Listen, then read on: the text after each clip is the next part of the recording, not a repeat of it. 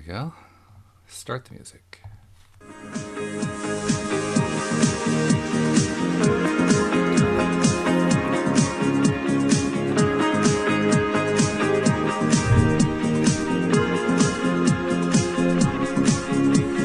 Welcome to LOA Today. I'm Walt Thiessen here on this Wednesday, October the 9th, 2019. I can't believe we're this deep into October.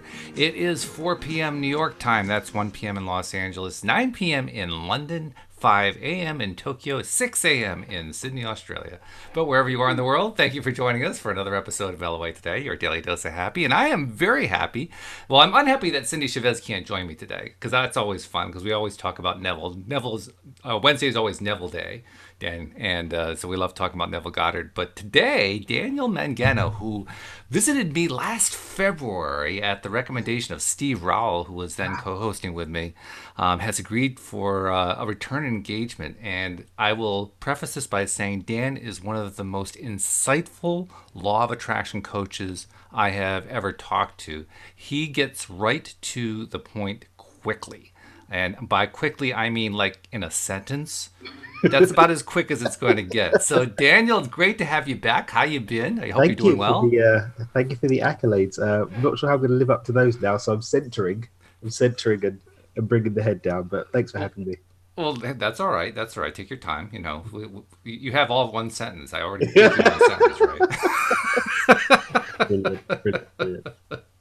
But no, it was true. When you came on last February to fill in for Steve, because he had a prior commitment that kind of got in the way at the last minute, and you were very kind to step in. And that was, I don't remember what the first question was that I asked you, but I remember that the answer just skipped. I think it was actually an audience question. It just skipped all of the possible discussion and went right to, let's go to the root of the thing. Like, whoa, all right. You know what it is? It's that one of my pet peeves, we might say, is the fluff that. Let me back up. Okay. Sometimes we need a little more color to see the picture in its fullness. Sure. And sometimes we just need to see the lines. Mm. And my feeling is that sometimes we get so caught up on the color that we forget about the picture. And for some people, the color becomes the thing instead of the picture itself. It's like one of my keynote topics is called the pointlessness of purpose. And the reason why I speak on that topic is because we get so caught up on finding purpose and what it means and meditating on it and giving it the right logo that we don't actually go and do it. Right. Yeah. It's true. We get caught up in all of the window dressing and we forget about what's the topic again? Oh, yeah, that's right. Oops.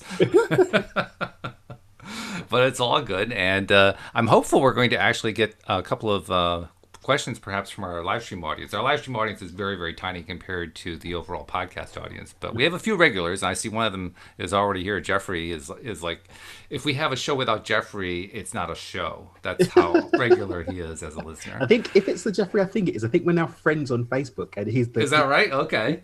Gift King. Yeah, he's great. He's great. Yeah. And I'm seeing somebody else who actually logged in, I think, for the first time a show or two ago. And this person's also saying hello. So great to have you with us as well. I'm sure a few of our other regulars will traipse into as time goes on throughout the show.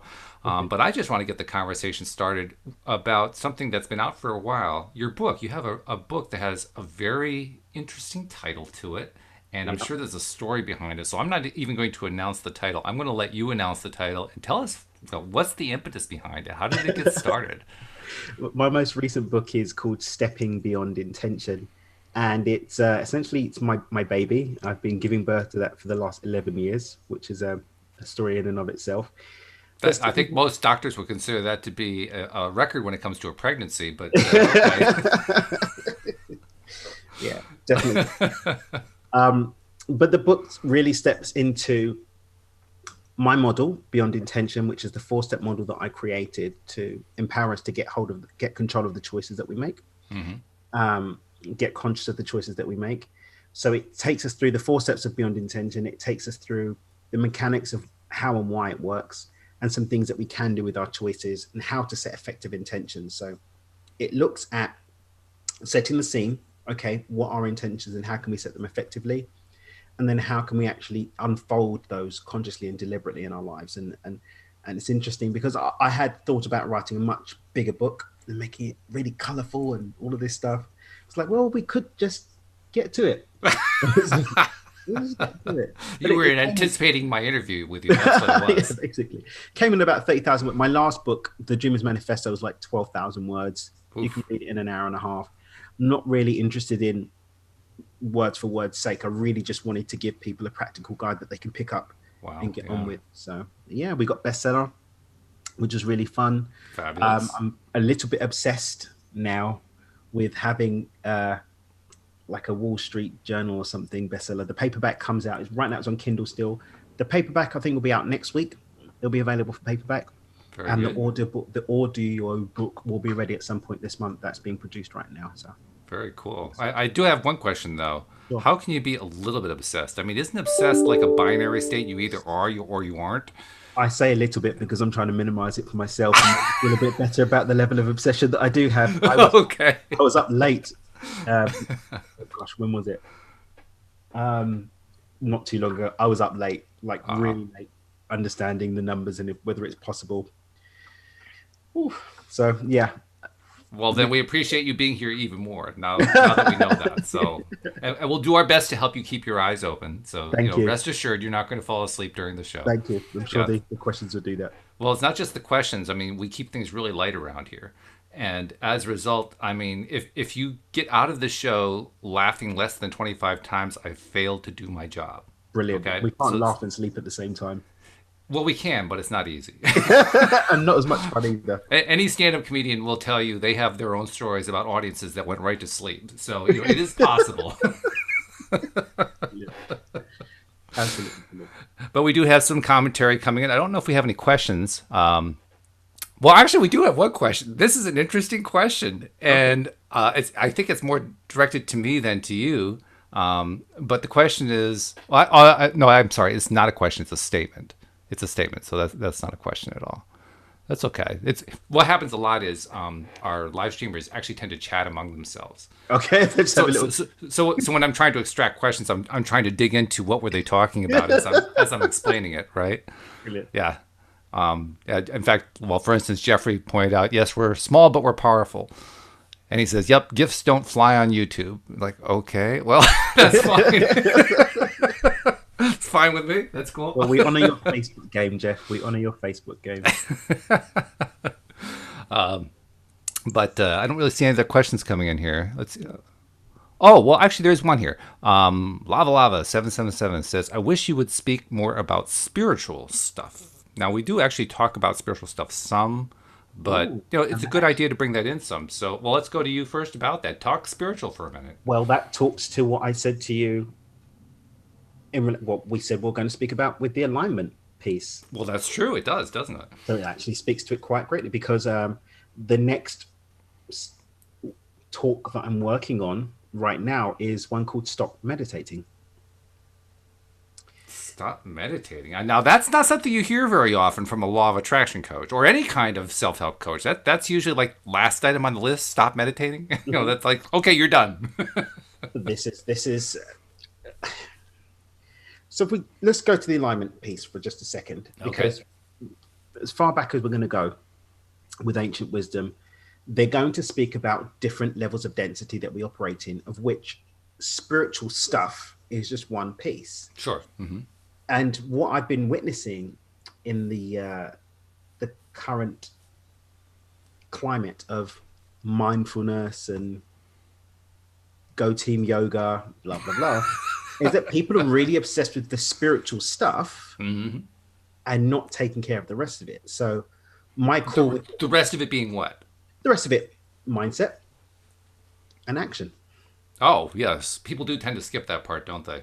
They skip the action. Yeah. I'm just going to meditate on it, or I'm just going to go to yoga about it. I'm just going to pray about it, or I'm just going to read and learn. Mm-hmm. The three pieces. So when I speak about the flow funnel, which is something I go into in my book, we speak about the fact that creation requires all things to be in alignment, the spiritual stuff, the mind game, the mental stuff, and also the things that we do and say in our daily lives, they must all line up together. So when we're talking about the spiritual stuff, my Stop Meditating movement is really a call to people to stop getting so obsessed with that one piece that we forget about the rest, and remember that there are other pieces to the puzzle that must be in alignment for anything that we seek to create. It's a valid point, because I think a lot of people, probably even, I'll dare to say a majority of people who do meditation or other kinds of processes, the favorite kind that I like to talk about a lot is mirror exercises, but it's essentially the same kind of thing, forget that they are all connected and tend to kind of compartmentalize their lives. Okay, this is the time I'm going to do my meditating. Then I'm done with meditating. I'm going to go on to, this is the part where I drive to work, and then this is the part where I'm working at work, and then this is the part where I go home. We compartmentalize pieces of the day, and we forget they're all connected. And bringing the energy, there's a great power in bringing the energy together. And instead of spreading our energy out and compartmentalizing, allowing a flow to happen that remembers that everything really is the same thing, energy vibrating at different frequencies. That's right. So when we're doing the spiritual stuff, we're merely engaging with that level of density that's still the one thing. When we're doing our visualization exercises, when we're doing our mental rehearsal, when we're reading and expanding our belief systems, we're playing with the same thing, energy, but just at a different level of density. And then when I'm taking inspired action, when I'm choosing to follow through and choosing to show up as the person who I'm intending to be and who I've done the meditating on and I've done the visualization on, then I'm simply playing in the same energy, just at a level of density that I can engage with my five senses. Right. And I bring all of that in and then add a clear intention at the front end that I've consciously set into play, so that my spiritual stuff is in alignment with that clear intention. My visualization, my mindset work, my belief systems that I'm expanding into are clearly in alignment with that spiritual stuff and the intention. Then I'm acting in alignment with the beliefs that I've expanded, and then following through on the spiritual work that I've done, having set a clear intention. That's when stuff starts showing up. So that was a necessarily long-winded way, which is kind of unusual for you, but it's kind of a long-winded way of saying it. Let's see if we can condense it. How do we break it down into something really, really simple? And that's what the flow funnel does. The flow funnel becomes choose, feel, see, and do. That's it. Yeah, that's about as simple as it's going to get. You just took 150 words and condensed them to 4. That's pretty darn good. But yeah, that's what we do. We choose. We set the intention. We choose. I mean, we're always setting intentions, whether consciously or subconsciously. But we're consciously choosing. We're disrupting. We're choosing the intention. Then we feel it. That's when we do our spiritual work. Because all the spiritual work really is about getting that spirit, that energetic body, our spirit, our feelings, our emotional state in alignment with it. See, am I able to experience it mentally? If not, then I don't believe it's possible and I'm not going to be able to create it. And then do. Act in alignment. Choose, feel, see, and do.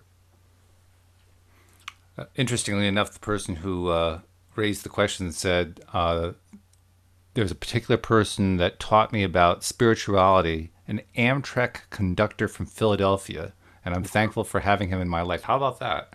Wow. And that's fairly unusual. Go Amtrak.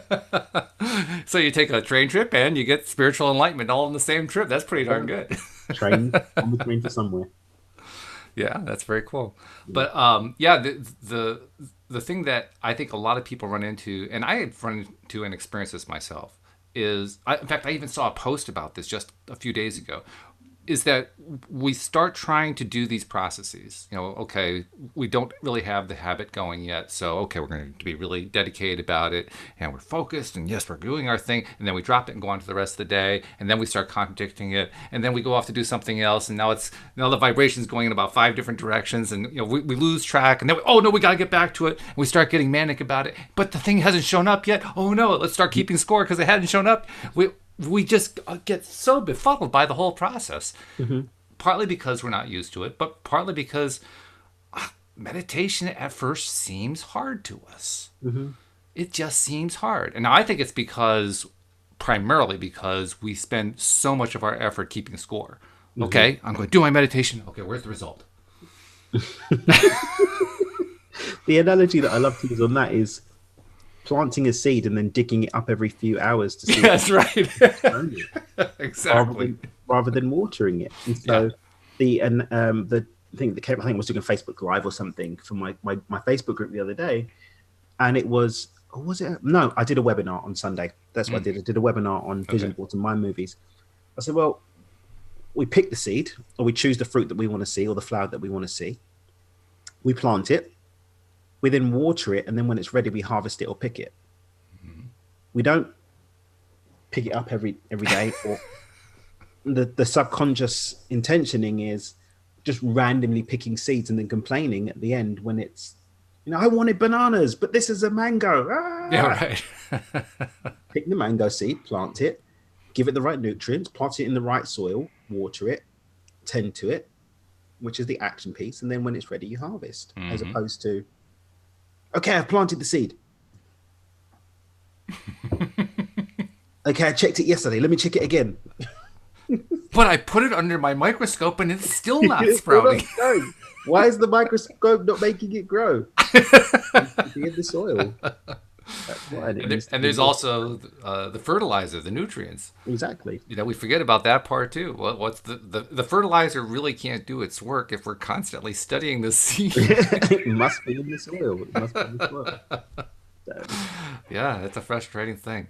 In fact, I think I saw somebody posting about how this whole meditation thing wasn't working for her because things weren't working in terms of attracting what she'd wanted to attract. The things weren't showing up, and she was getting burned out over it. I thought that was an interesting comment. She was getting burned out. And so when you made your comment about meditation, I wondered, geez, I wonder what Dan's going to think about that one. Well, this is the thing. When we get to the nitty gritty of it, the mind never fails to create that which it sets out to create, the subconscious. So we've actually never failed at manifesting or creating a single thing. Right. We just perhaps weren't conscious of what we were creating and didn't consciously choose it, but we did choose it. There isn't an auto teller happening here. There is a request that's being responded to and becoming the experiences that we witness in our lives. So if she's witnessing that she's not creating it, that means that on some level she's still creating the non-thing, which unfortunately we don't like to own sometimes, because it means that we can't blame everyone or anything. We can't blame the person that taught us the meditation. We have to own that the meditation was the only thing, and that the meditation can only line up with the intention. And then the intention can only be made manifest in our lives as long as we believe it's possible. And if we believed it was possible, then we would witness and experience it. And if we can't blame people anymore? Really? Sadly not. It's an inside job. Sadly not. No kidding. Yeah, in more than one way. Yeah. So, she's getting burnt out, and that's possible. Sure. She's expending a lot of energy doing that. Yeah. And the emotional drain of having a hope set on experiencing something and not experiencing it is going to pose a drain that is going to make her feel burned out at some point. This is why I often say to people, take a step back from the creative process sometimes, because trying to push when the scene isn't set to receive the thing because the beliefs aren't there, what have you. Or when I say to people to micro shift and take those baby steps in what you're creating, and they say, but I need $1 million now. But going for the $1 million just is burning you out. Why not go for a small amount and then start to build up? But there we go. Actually, on that same topic of money, somebody posted recently along that line of, I can't seem to manifest any money. And my immediate reaction was, you have manifested every single dollar that came around in your life. And he wrote back like, wow, I never thought of it that way. In my Micro to Millions program, which is program that I've got that is the money-based one, but really it's not really money-based. It's about being abundant, which money is just a reflection of. But in Micro to Millions, I said the other day, the second that you start being more grateful for the smaller amounts is when you start to open up the gates to the bigger amounts. And it's really interesting because earlier on in the program, we had people that were manifesting the smaller sums, and they were like, yeah, it's not happening fast enough and blah, blah, blah. Whereas actually, when we let go of the obsession with the time, we then are no longer a slave to time. And that's when things can happen in the now. But when we're so caught up in the when, we end up being locked in the slavery to time, into the time illusion.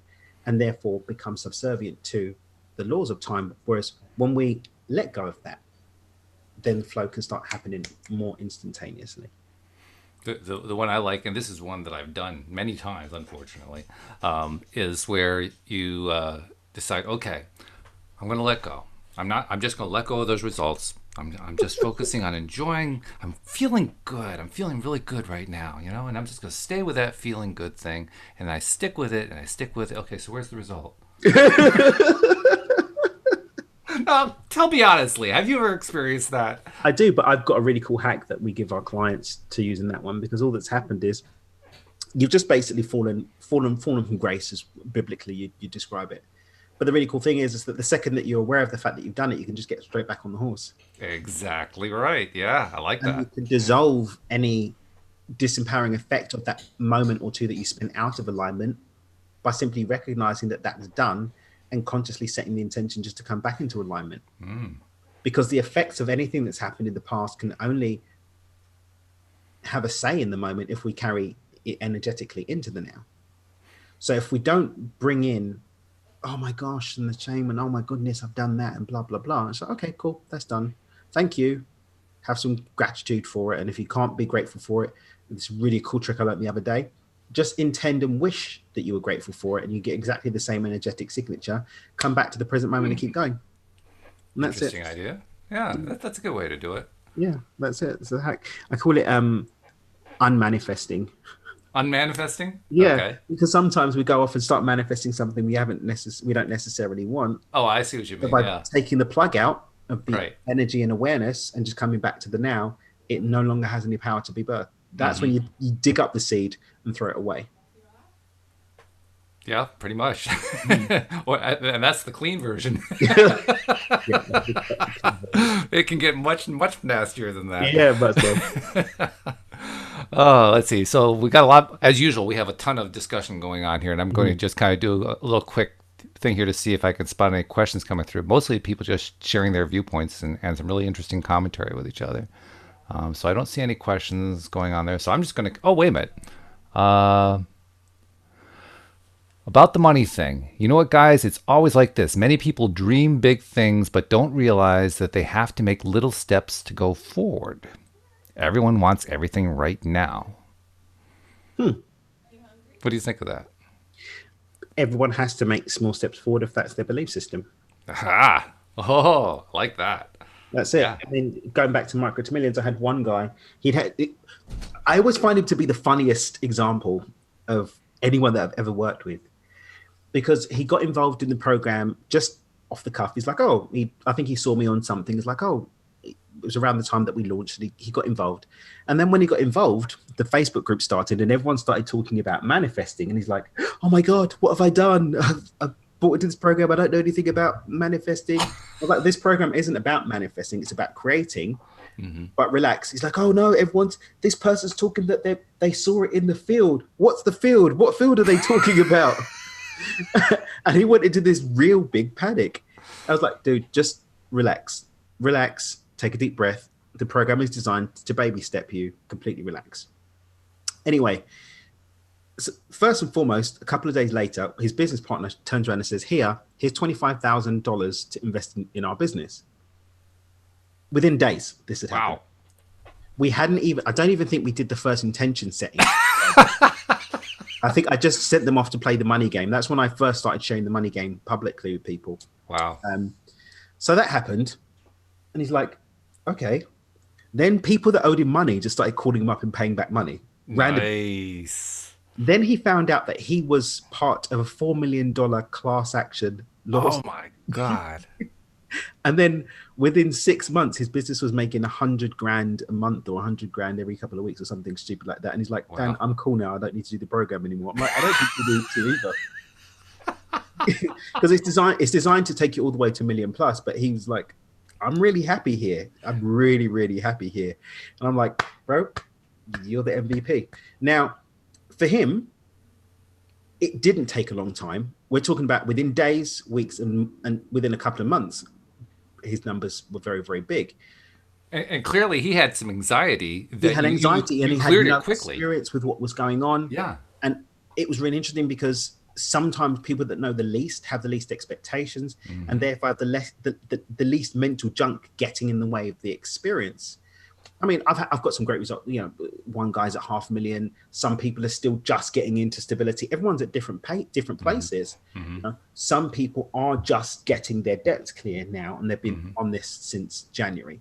Some people are starting to get surplus and starting to make investments, and some people are just sort of been making sort of one or two steps every month or two. Mm-hmm. But everybody's moving at their own pace, and their pace is always going to be dictated by their belief about what is and is not possible. Mm-hmm. So what I would say to this person is, if that's their belief and they're happy with it, cool.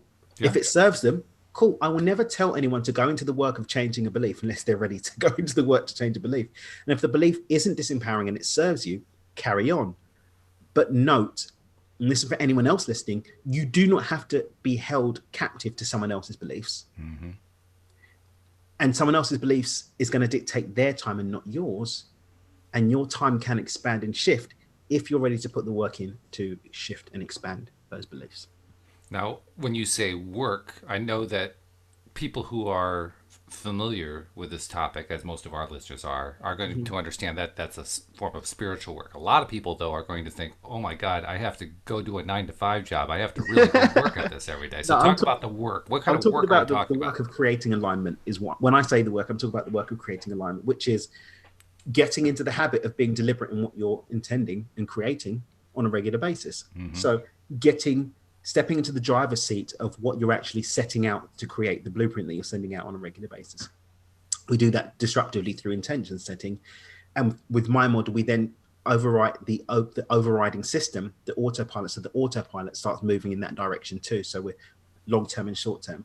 Then we're talking about doing that work to actually have dominion over our energetic body, which is going to affect our emotional state, our feelings, our ability to move things, our ability to quiet the mind, and so on and so forth. So the spiritual work of it. But then also, for me, I'm talking about the inner work in terms of the beliefs and the mindset too. So what are you consuming? What are your inputs? Are those inputs in line with the experiences that you say you want?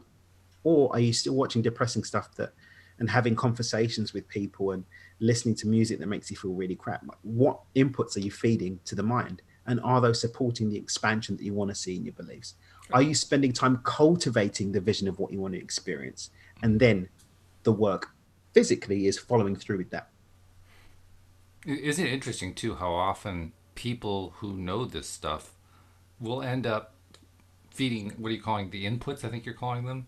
Feeding themselves inputs that are directly contrary to what they're trying to do because they enjoy them, or they're kind of fun, or they're entertaining, or Mm-hmm. whatever it might be. There's a lot of reasons for them, but and I've noticed I do it at times too without even recognizing that I'm doing it. It's like, oh my God, what am I doing here?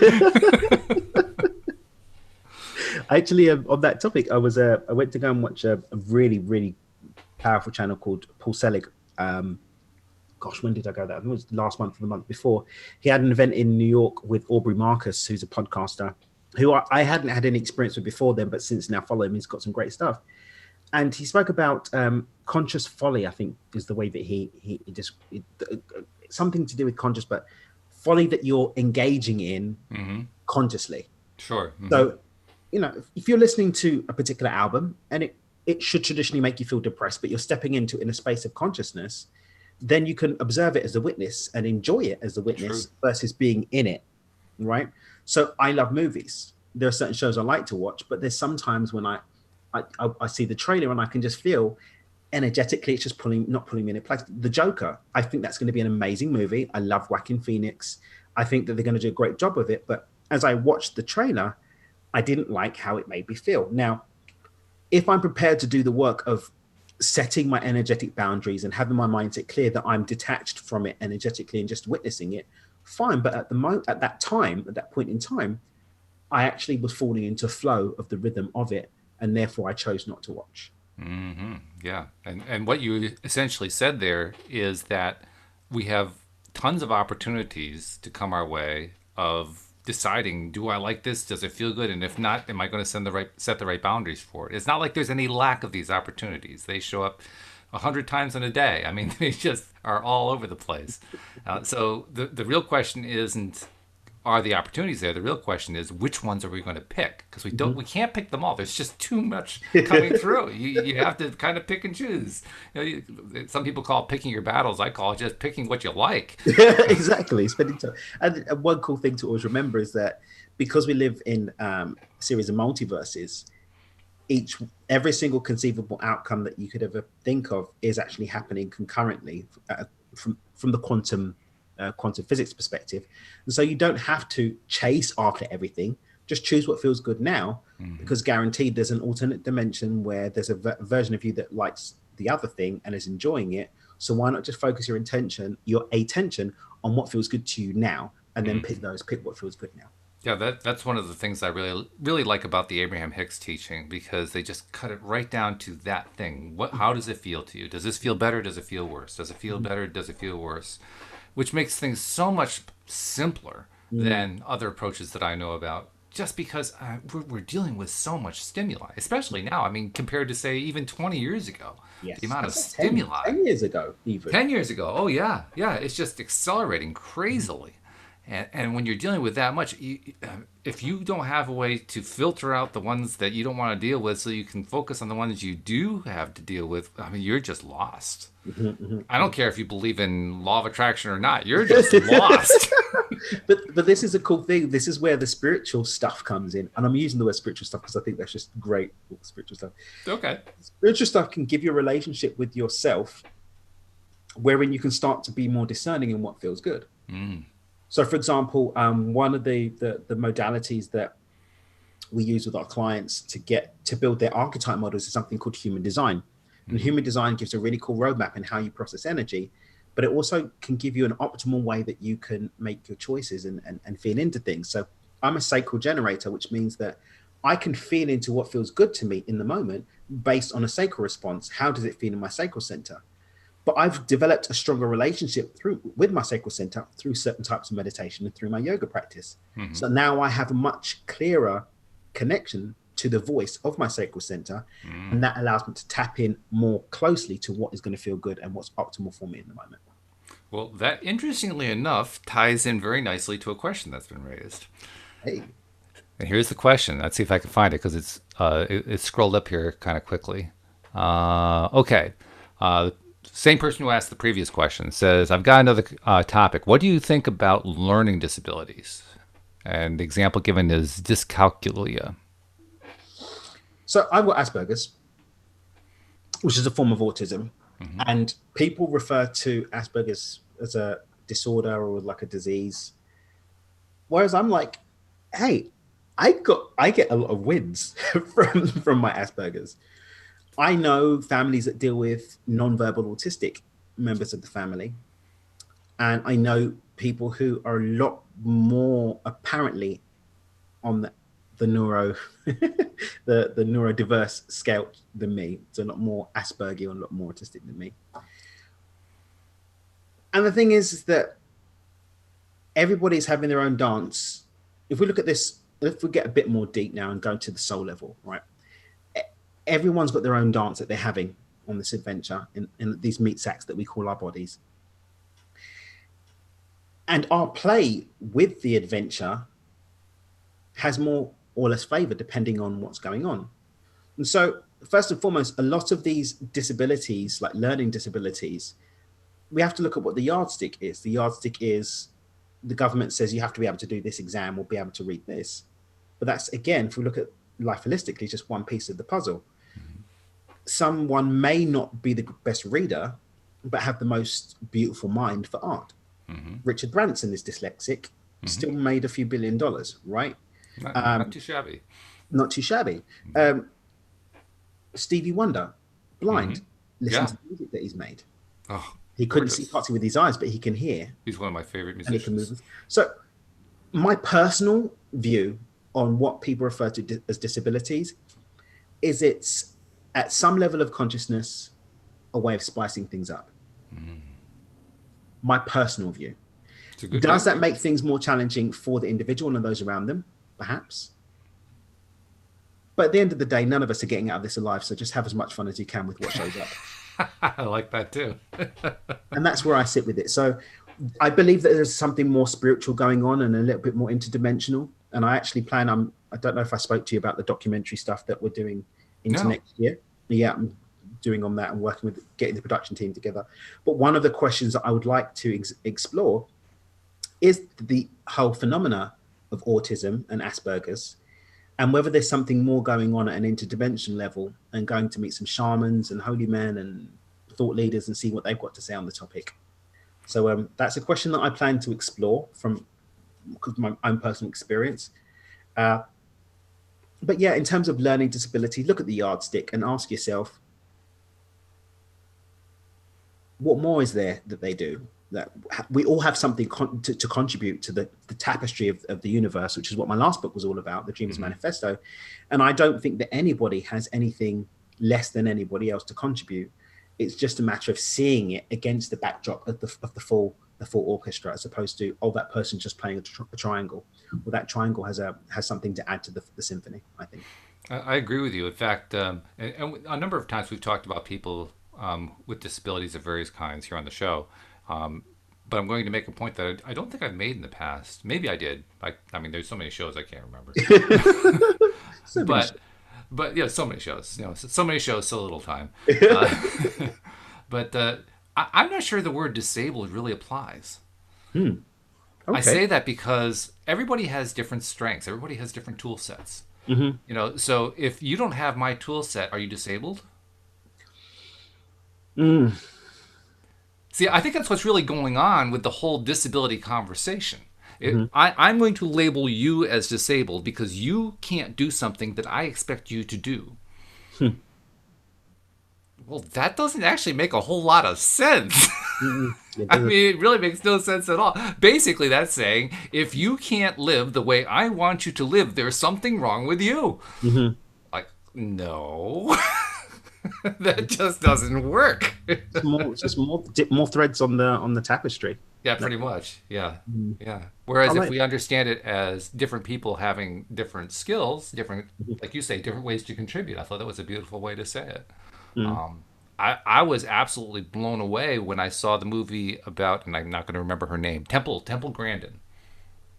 Temple Grandin is actually autistic. She's on that end of the Asperger's syndrome. But through the support of her mother, who basically had no help because Temple was born in like the 1960s or something like that. So this is way before there was any real understanding of this stuff. Her mother just was determined to raise her as if she was normal. Just to teach her as if she was normal, dealing with the fact that she couldn't handle stuff. Certain kinds of things, but just insisting, setting ground rules, setting boundaries. You're going to do your studying every day. You're just developing habits and so forth. And in the process of doing that, Temple was actually able to learn how to be a regular communicator with people in ways that other autistic people could not do. So as she learned how to interact with the non-autistic world, she found ways to basically be a translator for people with autism to people who don't have autism. Oh, wow. And there's actually a movie about her. I think it's called Temple Grandin. It came out probably 15, 20 years ago, something like that. And it's the story of her life. One of the things that I just love from that movie, she ended up working in the livestock field and developed much more humane ways of handling and processing cattle into meat and so forth. And there's one scene from the movie where she goes to visit her, I think it's her aunt and uncle on a ranch someplace out in the western part of the U.S. I don't remember exactly where. And she approaches a gate. Now most ranches have like a cattle gate that opens so that vehicles can pass through and so forth. And there was a cattle gate there, but the way they filmed it, they showed her understanding of the gate, which was as the gate swung, she could see the angle of the gate versus the post changing as it was opening, and they're drawing that as like a mathematical diagram on the screen. Got it. And I was saying, wow. What a way to understand a gate. I mean, I see a gate, I just see a gate. She's seeing this whole mathematical structure opening up. And I'm saying, wow. And she's disabled? Really? I feel disabled compared to her. It's just the measuring stick, man. It's just It's all it is. Yeah. I'm gonna take a look at that film. That sounds really cool. Yeah, if you haven't seen that movie, definitely check it out. Definitely. I would say it was groundbreaking for what I'll call the autism Asperger's spectrum movement, for lack of a better term. Yeah, yeah. She basically, literally opening doors was a theme in the movie. Okay, She was afraid of doors. okay. And one of the big deals for her was learning how to go through a door. And it turns out that going through a door had not just a physical meaning, it had a spiritual meaning, because passing through a door meant growing.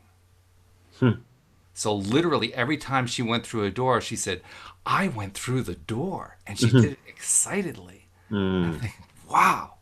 I mean, how many people have that level of insight about something that's a very simple metaphor? So yeah, that's if you want to understand what I'm talking about, and I think you already get it. But if anyone wants to understand what I'm talking about, watch that movie. You'll get a different feel for what disability is, and you'll realize disability is not a word that really applies at all. Yeah, Brilliant. So, yeah, I don't think I've ever said that on the program before. So let's see. Do we have any other questions coming through here? Oh, does mindfulness make your life easier? Are you happier because you practice it? And what's the outcome of it when you do it?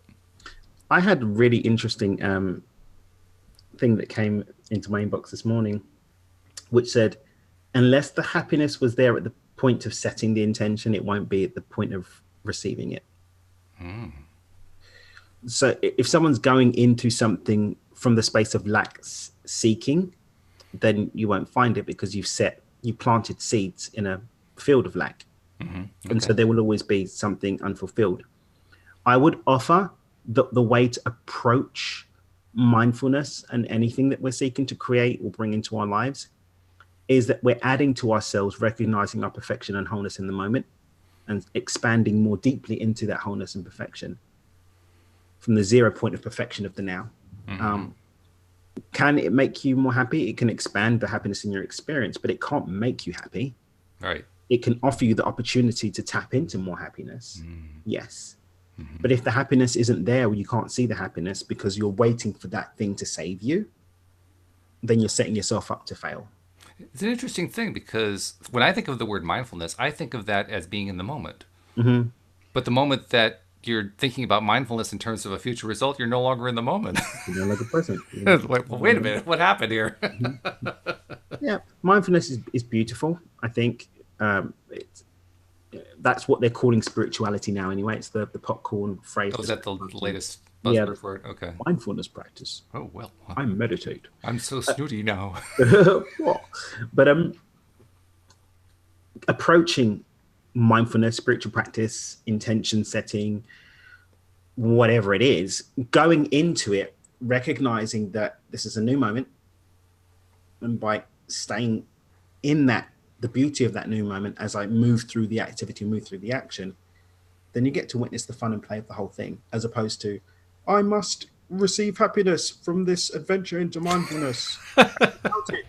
What is happiness indeed? You sound like a Shakespearean actor. That's great. Thank you. But those are my 2 pennies on it. Anyway, my 2 cents. I think that's great. I think you hit the nail on the head there, to be perfectly honest. So yeah, very good. Do we have any other questions coming through here?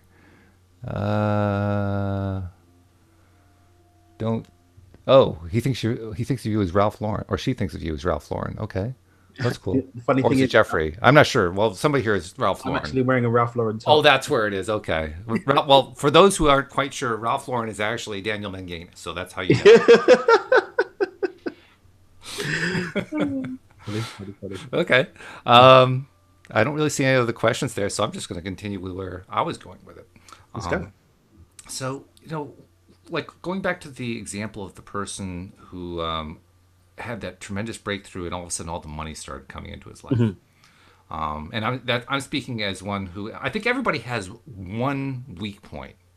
People who've been studying this stuff, like I'm really great with relationships, and I'm pretty darn good with body healing, and Mhm. I can even influence the weather. For me, the weak point is money, and everybody seems to have that one weak point. Mhm. Joel Elston, who does the Thursday podcast with, or has been lately, he's had been kind of on hiatus because we've been shifting schedules around. Mhm. But he talks about how he has clients who are multi-billionaires Mhm. who can't get their relationships straight. Mhm. It's like there's this one weak point. Mhm. And so when you talked about the guy who had this big breakthrough, first of all, anybody who has the monetary weak point, that sounds like, oh, okay, sign me up. Where do I find the course for this thing, right? But the second thing is, why do you think we have a weak point? That's really where I'm going. Why is it that there's always this one thing that always holds us back? Here's the thing. Here's my feeling on this. If we were perfect, I think we would have transcended the confines of humanity and be in the ethers right now Probably true. Yeah. and ascended, right? And when we look at this again, from what the conversation is in relation to soul-based stuff, generally speaking, there's the conversation tends to lean towards there being a particular adventure that we incarnate to experience, Mm. or one thing that God created us in order to witness and observe in play and action. A lot of my work is in creating a holistic rounded off life. So we open up accepting membership for the mastermind for the January start. I think November, I think we do that. But one of the things that we're looking at in the mastermind is getting beyond abundance in our health, relationships, and our money. So not financial like I do with micro to millions, or with health, which some people do, but no, let's establish a balance. Mm-hmm. Mm-hmm. And as we establish the balance, do so from a space of play Yeah. and understanding that rounding the thing off may mean that some things are ahead of others. So, for Mm-hmm. example, sporty people, they may excel a little bit more at soccer than they will at basketball, right? Sure. Or cricket, Right. but they're still a sporty person. Mm-hmm. So if they become less obsessed with, I must be equal measures of all sports, and actually just enjoy the fun of playing sports and recognize that some sports are stronger than others, Mm-hmm. then the stories that create the pain and suffering around not being so good at some things and others starts to dissipate. And the funny thing is where we place our attention is where we place our energy, which is one of my teachers, Dr. Joe Dispenza, says, when we take the energy away from what we don't have and focus and shift it to what we do have, that starts to expand, and more of the fun and play, the adventure, the joy starts to become more the prevalent experience that we have in our lives. Mm-hmm. And so even when we are having those relationship challenges, for example, because I'm the opposite to you, for me, it's the interpersonal relationship stuff. That's where I have to put the most attention at the moment in my life in terms of expanding and but I don't get obsessed with that, Right. because if I do, all that's going to happen is the challenge is going to become the prevalent thing in my mental environment, and therefore more of what I'm creating subconsciously. So instead, That's right. I focus on abundance as a whole and enjoy the beauty that I do have in my relationships, and lovingly play with expansion into those areas where I want to see more growth. That's good. I like that. Yeah. Right. So doing it that way. So anyone that's finding money to be a challenge, if you run, add me on Facebook, I want to be on your program, I'm probably not going to accept you, because if you're coming at it from a space of lack, it's not going to be of service to you. And I'm not interested in people's money when it's not going to serve them. And number two, if you're not approaching it understanding that it's not about the money, it's about the ability to create alignment on command that actually brings the results. Yeah. That's what really matters. So whether it's relationship, whether it's health, whether it's your energy levels, whether it's stopping smoking, whether it's getting to the right career, no matter what it is, what it comes down to is, number one, being very clear on what that feels like, not what it looks like, what it feels like, because that's how intentions are actually set. The words that we write down really is what matters, is the feelings that they trigger within us. That's how the creation guided system works. Being able to connect with that and having enough dominion over our energetic bodies or energetic level of experience so that we can command how we feel about it, which is where the spiritual practices come in. Being able to visualize and experience it mentally, and then showing up every day from a space of love and expansion as if it's already happened, and not from a space of lack. Yeah. That's the formula. Whether it's money, formula. whether it's health, doesn't matter. Right. Yeah, and I agree with that. In fact, the point about feeling being such a big key portion of the overall puzzle, is a topic that Cindy Chavez and I have discussed as we do our Neville Goddard discussions. Big part of his work. Without getting into what Neville teaches, the point that we like to make and talk about, and I'm curious what your viewpoint is that feeling. We usually think of feeling in terms of emotional feeling, or how does it feel inside, that kind of thing. But we also like to remember that feeling also involves our five senses. So I can feel with my fingers. I can also feel by hearing something, or seeing something, or smelling something, or tasting something. I mean, they're all part of the feeling process. And so, in essence, I should probably be expanding this to all 5 shows that I do each week. But on Wednesdays, feeling is about 6 senses. It's the 5 senses plus emotional feeling. I'm curious to know what you think about that. Well, I think it's great that we're looping that into the conversation here, because what's important to understand is, even when we're talking about the different levels of alignment as we have been, we're not, these things aren't happening in a linear fashion. It's expanding and contracting all in the now. So all of these pieces are all part of the self. And so all of these pieces come into play, and all of them should be in alignment with what we're setting out to experience. So what I'm consuming through my senses, where I'm directing my senses attention-wise, and where I'm directing my inner scape, should all be in alignment with what I'm choosing to create. Otherwise, I'm sabotaging myself and creating the disconnect that results in not experiencing what we've chosen, not manifesting that which we've set out to manifest. That's a good point. Yeah. Not being the frequency that matches that which we're seeking to attract, which is what the law of attraction really is all about, the law of vibration. It's being the frequency of that which we want to experience. Right. And that is, how does the version of me that's in that experience, how do they feel? What do they believe? And what are they doing? The second that I match that here, I line myself up with that experience, and then I can have it and witness it with my senses. But it requires bringing all of that in, including what we do with our senses, what we do with our mind, what we're doing with our hearts, what we're doing with our thoughts. Bringing those all into alignment is what allows the change or the creation to happen. That's a nice way of describing what I'll call the holistic experience. That basically takes all those pieces, as you call them, and pulls them all into one large piece. A state of being. It's a state of being, yeah. Well, it's also more than a state. It's a dynamic of being. Yes. It's being in action. You mentioned the idea of coming into this life with certain intentions.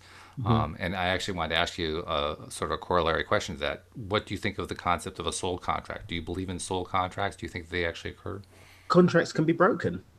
So my thing is this: anytime that anybody, and there's some very famous authors who I completely disagree with what they teach, and I think it's quite sad that they're teaching it. I won't name names, but if my friend Rochelle's watching this, you know who I'm talking about. Every time my friend Rochelle starts quoting this person, I'm like, throw them in the bin. The one thing that God cannot do is be less than itself. The one thing that infinite possibility cannot be is constricted. The second that we start constricting infinite possibility, the second that we start limiting God, God is no longer God. And so the second that someone says, I had to do this because of this, this, and this, I automatically shut down.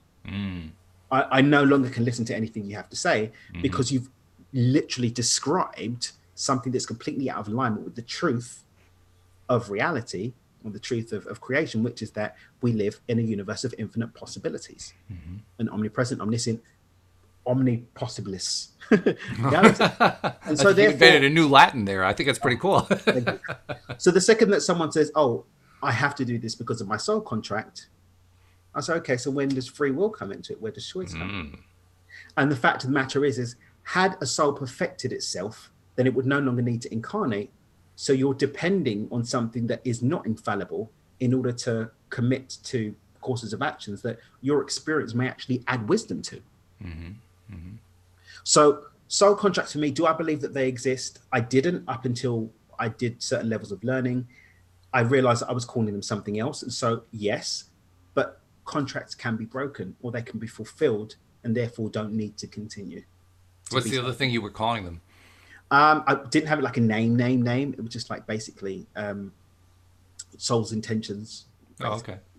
Type thing. So yeah, that's reasonable. That's it. So yeah, soul contracts, do I believe that they are true? I believe that I don't have at this level of consciousness sufficient information to doubt and refute them. And therefore I'm open to the possibility of them being true. Yeah. But I cannot accept that soul contracts can constrict infinite possibility, because then we're saying that infinite possibility is an infinite possibility. Yeah, I hear you. I hear you.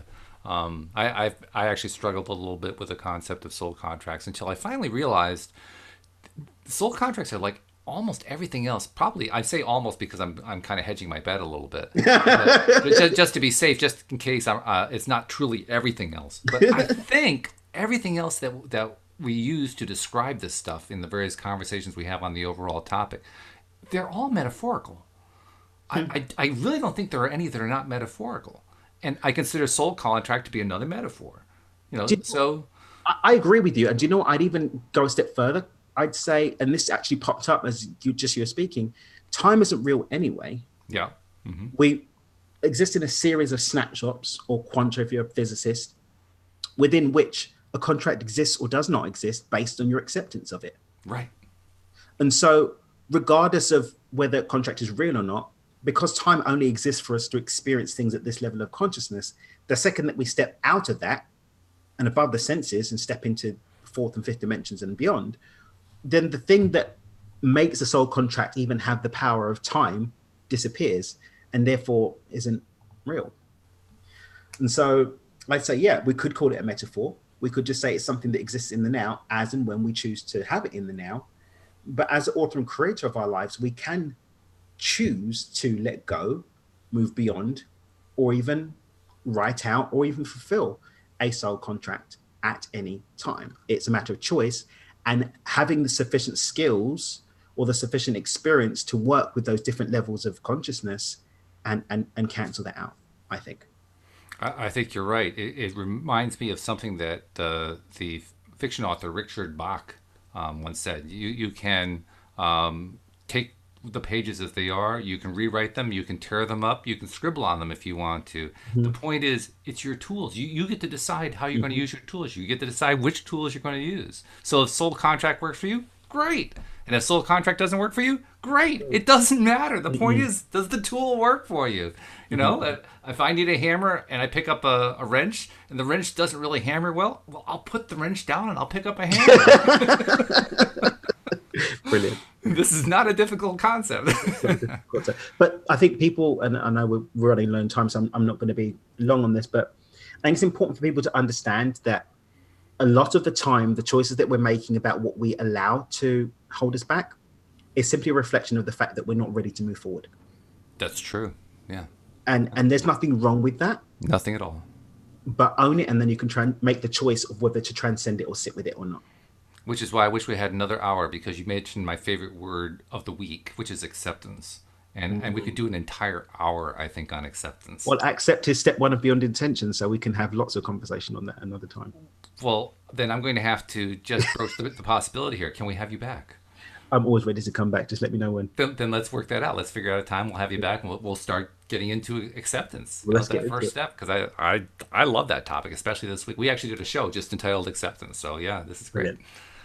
Before we go, I want to remind people who are not yet subscribers, please become one. Very simple to do. You can find us on almost certainly all the major podcast platforms out there, and even many of the minor ones. But if you can't find it for whatever reason, just go to our homepage of our website, loatoday.net, and right at the top of the page, you will find instructions for your particular device, so you can subscribe, and within 3 or 4 clicks, you are following us 5 different shows a week, and every show is different, and every show is wonderful. And feel free also to check us out on YouTube. Subscribe to our YouTube channel. Just search on LOA Today Podcast Videos and click the little bell after you subscribe, and you'll get notified every time we're going live stream, so you can be part of our live stream audience or just check the replay afterward.